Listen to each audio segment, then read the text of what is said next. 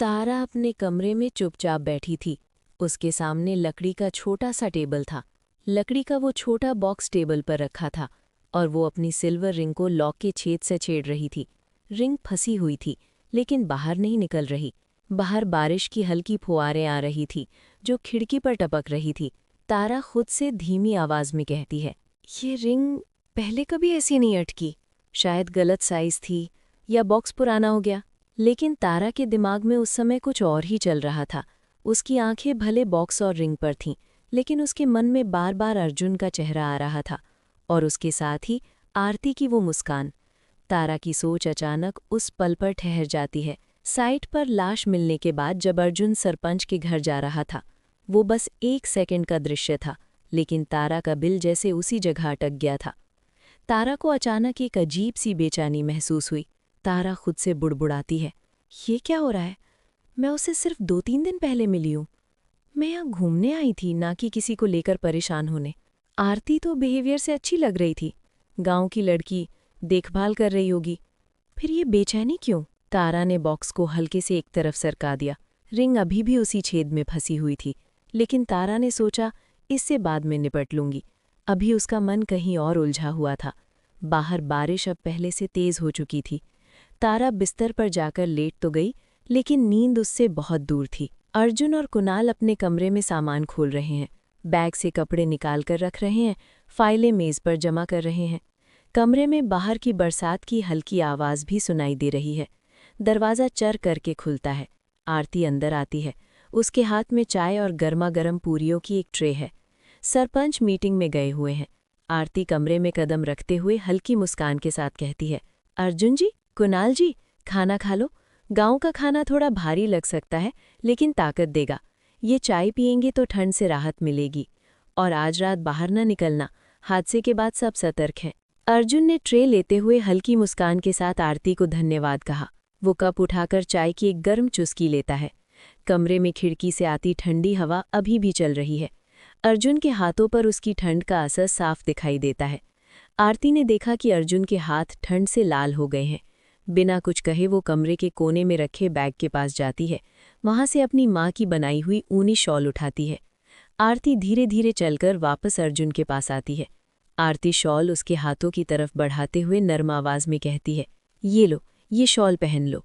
Kunal tray से पूड़ी निकालते हुए मजाकिया अंदाज में बोला, अरे वाह भाई, ये तो होटल जैसा सर्विस है। अर्जुन, तू लकी है, शहर में ऐसी सर्विस मिलेगी तो बोलना।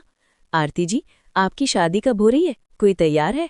आरती थोड़ा हंस के बोली, कुणाल जी, आप तो मजाक के मूड में हो, बस खाना खाओ, आराम करो।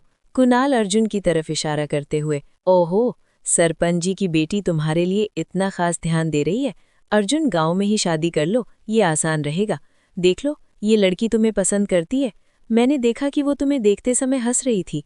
अर्जुन ने चाय का कप छुआ, लेकिन थोड़ा चिढ़कर बोला, यार कुणाल, चुप कर। अभी गांव में ऐसा हादसा देखा और तू हमेशा मजे लेने के मूड में रहता है। कुणाल हंस पड़ा, ठीक है भाई। आरती जी, ये शर्मीला इंजीनियर है, आपकी देखभाल में तो ठीक रहेगा। आरती मुस्कुराई और चाय का कप भर दिया। माहौल हल्का था, लेकिन अर्जुन के मन में गांव की अजीब घटनाएं घूम रही थी। अगली सुबह, हल्की धूप। तारा नंदिनी के साथ बाजार जा रही थी, सब्जी लाने। रास्ते में अर्जुन दिखा, जो साइट का इंस्पेक्शन करके सरपंच के घर लौट रहा था। दोनों की नजरें मिली। तारा थोड़ी उदास लग रही थी, आंखों के नीचे हल्के काले घेरे। तारा धीमे से कहती है, अर्जुन, कल रात सब ठीक रहा सरपंच के घर पे? अर्जुन रुका, हाँ ठीक। आरती ने अच्छे से देखभाल की, लेकिन तुम उदास क्यों लग रही है? कुछ नया हुआ? तारा ने नजरें नीची कर लीं, बस नींद नहीं आई, वो बॉक्स, रिंग फंसी हुई है और गांव की ये घटनाएं, डर लगता है। अर्जुन ने सहमत होते हुए कहा, समझा, हम साथ मिलकर देखेंगे। काका का पता ढूंढना है ना आज शाम को? तारा ने हल्का सिर हिलाया, लेकिन उसकी उदासी छुप नहीं रही। मन में अर्जुन आरती का सीन घूम रहा था। हाँ, कोशिश करेंगे। नंदिनी सब्जी वाले के साथ हिसाब लगा रही थी, अपनी सुई की आवाज में उससे 2 रुपए कम मांग रही थी। अर्जुन ने हाथ मिलाया और धीमी आवाज में बोला, चल, मैं साइट पर वापस चलता हूँ, शाम को तुम्हारे घर के पास मिलते हैं, फिर काका का पता ढूंढते हैं। वो जाने ही वाला था कि उसकी नज़र गांव के चौपाल के पास वाले सदियों पुराने बरगद के पेड़ पर पड़ी। पेड़ के नीचे वही बूढ़ा काका बैठा था। अपने हाथ में मिट्टी का बर्तन लेकर गुड़ बेच रहा था।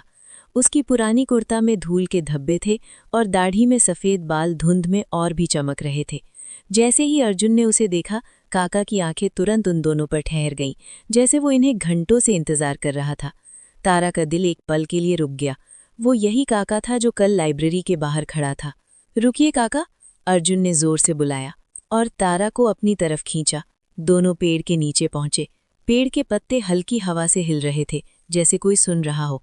काका ने गुड़ का टुकड़ा फेंककर अपने बर्तन को बंद किया और अपनी दाढ़ी को हाथ से सफा किया। तारा ने हल्के डर से बोली, काका जी, आप ही तो कल लाइब्रेरी के बाहर खड़े थे? काका ने सिर हिलाया। हाँ बेटी, कल साइट पर हुई मौत का खबर सुनी। गांव में डर फैल चुका है। सरपंची लोगों को चुप करा रहे हैं, लेकिन ये रहस्य छुपाया नहीं जा सकता। नंदिनी सब्जी वाले के साथ हिसाब लगा रही थी, तो तारा और अर्जुन की बात रुक गई। अर्जुन ने हाथ मिलाया और कहा, चलो मैं साइट पर वापस चलता हूँ। शाम को तुम्हारे घर के पास मिलते हैं, फिर काका का पता ढूंढते हैं। वो जाने ही वाला था कि उसकी नज़र बरगद के उसी पुराने पेड़ के नीचे पड़ी। वहीं वही बूढ़ा काका बैठा था, अपने हाथ में मिट्टी का बर्तन लेकर गुड़ बेच रहा था। उसकी दाढ़ी में सफ़ेद बाल और पुरानी कुर्ता। अर्जुन रुक गया और तारा को अपनी तरफ खींचा और उसे भी दिखता हुआ बोला, रुकिए काका। उनकी आंखें तारा और अर्जुन पर ठहर गईं, जैसे उन्हें उम्मीद थी कि ये दोनों मिलेंगे। तारा ने भी उन्हें पहचाना। दोनों पेड़ के नीचे गए। तारा हल्के डर से कहती है, काका जी, आप ही तो लाइब्रेरी के बाहर खड़े थे? काका ने सिर हिलाया। हाँ बेटी, कल की मौत के बारे में सुना। गांव में डर फैल चुका है। तारा ने धीमी आवाज में बोली, जिसमें डर था। काका, मैंने लाइब्रेरी में भी कुछ अजीब महसूस किया। वहां कोई नहीं था, फिर भी ऐसा लग रहा था कि कोई मुझे देख रहा है। गांव में हर कोई कुछ छुपा रहा है। काका ने तारा की डरी हुई आंखें देखकर अपने पेट की जेब से एक छोटा कागज निकालकर अर्जुन को दिया। ये मेरे घर का पता है, आज शाम 4 बजे आ जाओ, किसी को नहीं बताना। अर्जुन ने कागज को जेब में रख लिया और पूछा, क्यों, आप हमें बता रहे हैं? आप हमें जानते भी नहीं? काका ने हल्की हंसी दी और बोला, तुम्हारी आंखें मुझे अपने बेटे की याद दिलाती हैं। वो भी बाहर से आया था 5 साल पहले, गांव में नया स्कूल बनाने के लिए, लेकिन वो भी गांव के रहस्य में फंस गया था। एक रात वो गायब हो गया और उसकी लाश हवेली के पास मिली थी। मैं नहीं चाहता कि तुम भी वही करो। अर्जुन ने तुरंत सहमति दी। जी काका जी, हम जरूर आएंगे, शाम को ठीक समय पर। धन्यवाद। तारा ने हल्का सिर हिलाया और बोली, हाँ, बस मुझे उम्मीद है कि हम कुछ सच्चाई जान पाएंगे। काका ने सिर हिलाया और चले गए। तारा और अर्जुन एक दूसरे को देखकर राहत महसूस करने लगे। अब एक साफ प्लान था। काका के घर जाकर सारी गुत्थी सुलझेगी और शायद बॉक्स का भी समाधान मिले।